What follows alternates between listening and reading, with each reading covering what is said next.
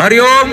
आजच्या या 11व्या आंतरराष्ट्रीय योग दिनानिमित्त आपल्या सन योगा ग्रुप तर्फे सर्व समाजाला खूप खूप हार्दिक शुभेच्छा।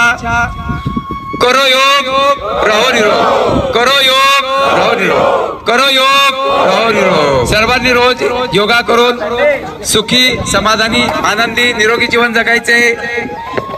योग शिक्षक सुनील गुरव जळगाव। हरिओम।